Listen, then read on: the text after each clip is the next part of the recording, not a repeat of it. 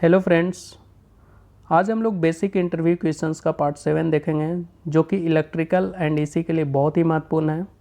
जो लोग part 1 to 6 अभी तक नहीं देखे हैं, अगर देखना चाहते हो तो उसका लिंक डिस्क्रिप्शन बॉक्स में दिया हुआ है, वहाँ से आप देख सकते हैं। तो देखते हैं आज का पहला question. What is difference between generator and alternator. Generator और अल्टरनेटर का नाम हम लोग बहुत बार सुने हैं, दोनों बहुत ही सिमिलर सुनने में लगता है, लेकिन इसका डिज़ाइन, वर्किंग प्रिंसिपल, यूज में काफ़ी डिफरेंस है। तो देखते हैं हम लोग क्या डिफरेंस है। जैसे आप जनरेटर देखते होंगे तो वहाँ पे दो कंपोनेंट मेन होता है, जैसे रोटर और स्टेटर। स्टेटर आउटर पार्ट होता है, रोटर इनर पार्ट होता है। तो अल्टरनेटर में फील्ड वाइंडिंग जो होता है रोटर पे होता है और आर्मेचर वाइंडिंग जो कि स्टेटर पे होता है। लेकिन जनरेटर में फील्ड वाइंडिंग स्टेटर पे होता है और आर्मेचर वाइंडिंग रोटर पे होता है। अल्टरनेटर हमेशा एसी पावर जनरेट करता है, लेकिन जनरेटर एसी और डीसी दोनों जनरेट कर सकता है। और यहाँ पे अल्टरनेटर में देख रहे हो कि आर्मेचर वाइंडिंग स्टेटर पे है, तो अगर इंसुलेशन का यूज करना हो तो आउटसाइड में हम लोग को यूज करने में काफ़ी ईजी होगा। इसीलिए हाई पावर जनरेशन जहाँ भी होता है वहाँ पे अल्टरनेटर का यूज होता है। जैसे 10 मेगावाट 20 मेगावाट अगर जनरेट करना हो तो वहाँ पे हम लोग अल्टरनेटर का यूज करेंगे। सिंक्रोनस जनरेटर भी एक अल्टरनेटर है। जैसे हम लोग एक रियल लाइफ में यूज करते हैं, जैसे कार में अल्टरनेटर यूज होता है बैटरी को चार्ज करने के लिए। लेकिन हम पहले देखे हैं कि अल्टरनेटर सिर्फ एसी जनरेट करता है, तो बैटरी चार्ज कैसे करेगा। तो इसके लिए हम लोग रेक्टिफायर लगाते हैं, क्योंकि रेक्टिफायर क्या करेगा, एसी को डीसी में कन्वर्ट कर देगा और डीसी से बैटरी चार्ज हो जाएगा। तो हम लोग इसको डीसी में कन्वर्ट कर सकते हैं। लेकिन अगर हम लोग को जनरेटर से डायरेक्टली डीसी चाहिए तो जो ब्रश दिख रहा है यहाँ पे, ब्रश और रिंग, इससे हम लोग को एसी पावर मिलेगा। लेकिन अगर यहाँ पे हम कम्यूटेटर यूज करें तो इससे डायरेक्टली डीसी मिल सकता है। तो इसीलिए जनरेटर जो है एसी और डीसी पावर जनरेट करेगा। लेकिन अगर अल्टरनेटर से डीसी चाहिए तो हमको उसको रेक्टिफाई करना पड़ेगा। और ये लो पावर के लिए यूज होता है, क्योंकि ये रोटेटिंग पार्ट पे आर्मेचर है, तो इसका मेंटेनेंस कॉस्ट बहुत ही ज़्यादा हो जाता है।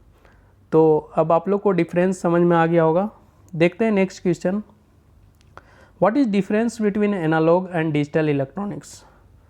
रियल लाइफ में जितने भी चीज़ें होती है इनिशियल स्टेज पे और फाइनल स्टेज पे, वो एनालॉग होती है। जैसे अभी हम बोल रहे हैं तो बोलने का जो ये है, ये एनालॉग सिग्नल जनरेट हो रहा है। और जैसे आप लोग सुन रहे होंगे कभी, तो ये एक एनालॉग सिग्नल है। लेकिन बिटवीन क्या होता है कि हम वीडियो को मोबाइल से पीसी में ले जाते हैं, तो वो क्या है कि डिजिटल फॉर्म में ट्रांसफ़र होता है। तो इंटरमीडिएट स्टेज में डिजिटल फॉर्म होता है।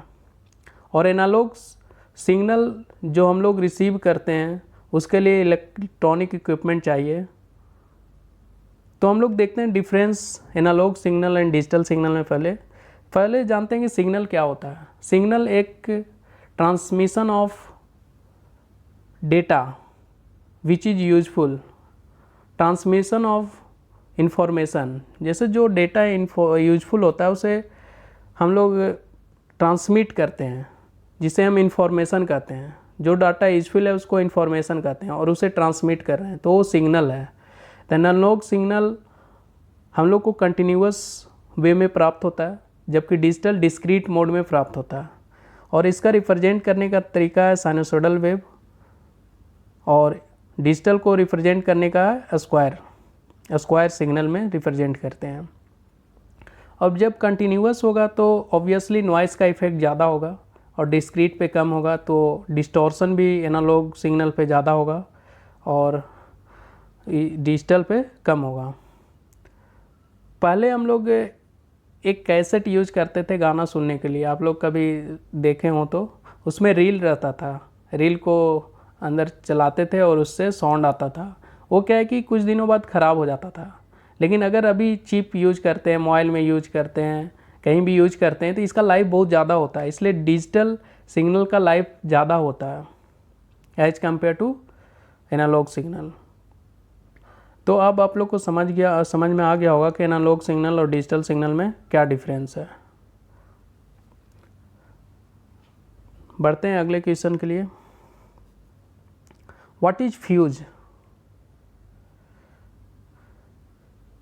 फ्यूज एक प्रोटेक्टिव डिवाइस है, जो कि कोई इक्विपमेंट है अगर वो उसमें ज़्यादा करंट फ्लो हो रहा है तो उस समय वो रिएक्ट करेगा और इनपुट पावर सप्लाई को अपने इक्विपमेंट से आइसोलेट कर देगा।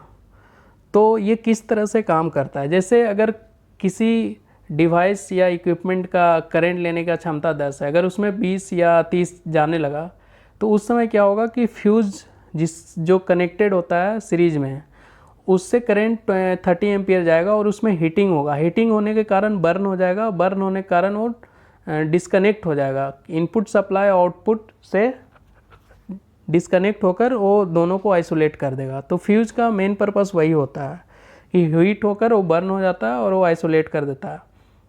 लेकिन बहुत सारा जगह पे फ्यूज़ रिपेयर इटसेल्फ हो जाता है। क्यों हो जाता है? क्योंकि बहुत सारा इक्विपमेंट होता है जहाँ पे फ्यूज़ हम इजीली रिप्लेस नहीं कर सकते, तो वहाँ पे स्पेशल फ्यूज़ लगाया जाता है कि एक बार अगर बर्न हो जाए तो फिर उसमें ऐसा मैकेनिज्म रहता है कि फिर से वो कनेक्ट हो जाए। फ्यूज़ का बहुत सारा टाइप है, जब हम लोग सब्जेक्ट वाइज पढ़ेंगे तो उस समय हम लोग देखेंगे कि क्या क्या यूजेज है। इसमें फ्यूज़ में ये होता है कि जितना ज़्यादा करंट रहेगा उतना कम टाइम में बर्न होगा, इसलिए करंट और टाइम का जो ग्राफ होता है वो इन्वर्सली होता है। अगर करंट ज़्यादा है तो टाइम कम लगेगा और करंट कम है तो टाइम ज़्यादा लगेगा। तो फ्यूज़ का बहुत ही यूज है, हर इक्विपमेंट में लगाया जाता है जिसमें हमें प्रोटेक्शन की ज़रूरत होती है। जैसे एसी में भी लगाया जाता है, बहुत सारे अलग अलग इक्विपमेंट में अलग अलग रेटिंग का फ्यूज़ दिया जाता है। देखते हैं नेक्स्ट क्वेश्चन। फ्रेंड्स, अगर ये वीडियो अच्छा लग रहा हो तो इसे लाइक करें, चैनल को सब्सक्राइब करें और शेयर करें। What is difference between power electronic and normal electronic equipment? देखिए, पावर इलेक्ट्रॉनिक और नॉर्मल इलेक्ट्रॉनिक इक्विपमेंट में डिफरेंस बहुत ही ज़्यादा है, क्योंकि जो हम लोग पावर इलेक्ट्रॉनिक्स पढ़ते हैं वो बहुत ही ज़्यादा पावर के लिए पढ़ते हैं, मेगावाट में पढ़ते हैं। लेकिन जो नॉर्मल इलेक्ट्रॉनिक इक्विपमेंट होता है उसका पावर बहुत ही कम होता है, वाट में होता है। तो आप समझ सकते हैं कितना का डिफरेंस है। अगर हम हाई पावर को कंट्रोल करना चाहते हैं, अगर हमको 10 मेगावाट से सिर्फ 5 मेगावाट चाहिए, तो इसके लिए हमें आउटपुट को कंट्रोल करना होगा। तो इसके लिए हम लोग पावर इलेक्ट्रॉनिक इक्विपमेंट यूज करते हैं, क्योंकि ये कंट्रोल करता है फ्लो ऑफ पावर को। तो हाई पावर के लिए जैसे बहुत सारे जो ये इलेक्ट्रॉनिक डिवाइसेस है, जैसे SCR, GTO, IGBT, ये सब का रेटिंग बहुत ही हाई होता है, जिसका यूज़ हम लोग पावर इलेक्ट्रॉनिक्स में करते हैं। लेकिन अगर हमें बहुत ही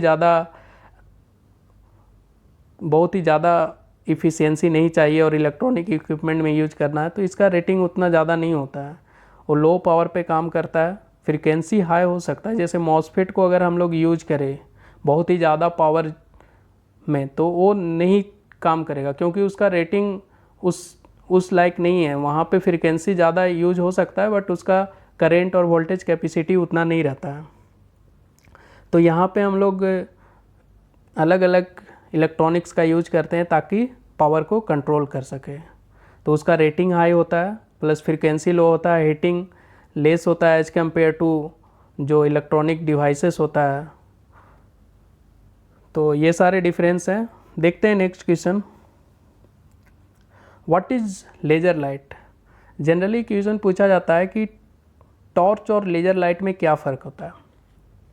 टॉर्च में क्या होता है, बैटरी होता है जो कि बल्ब को ग्लो करता है, उसके कारण जो रे निकलता है वो स्प्रेड होता है और कुछ डिस्टेंस तक जाके वो इनविजिबल हो जाता है, मतलब आगे तक नहीं जा पाता है।